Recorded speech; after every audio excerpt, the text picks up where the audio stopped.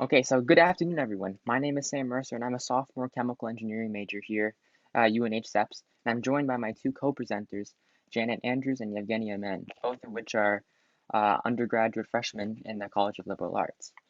We worked with Dr. Alex Cantosta at the UNH EOS Center for this research, and our research really arose from our individual passions to pursue environmentalism outside of classwork and more so as an extracurricular activity extending from our innovation scholars work last year.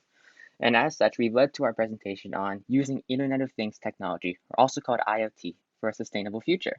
So IoT, as an introduction, is a part of a global trend of which technology is constantly evolving and changing around the world. We can see that with the products that we're using right now, the way that we've adapted to technology and how it's integrated with our life. The same thing goes with how technology is used for sensor development. IoT really emerged in 2008 as a new type of industry in which technology with wireless objects such as iPhones, sensors, security systems can all function autonomously on their own with or without human input.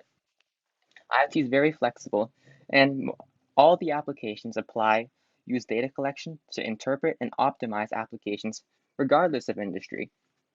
It's really limited to the potential of the innovators that's designing how to use an IoT system.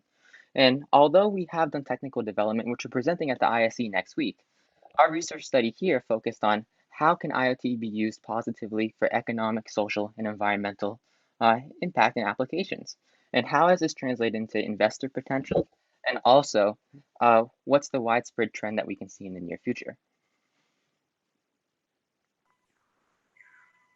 So IoT devices require ample technical development that is often dependent on the applicant or buyer.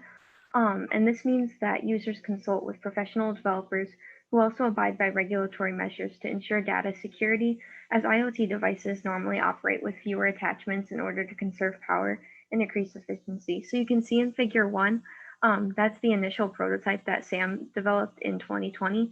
And then figure two is the second model that Eisen has been working on as a whole in 2021.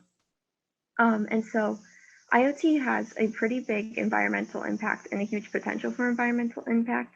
IoT is being developed every day and has profound potential for the environment.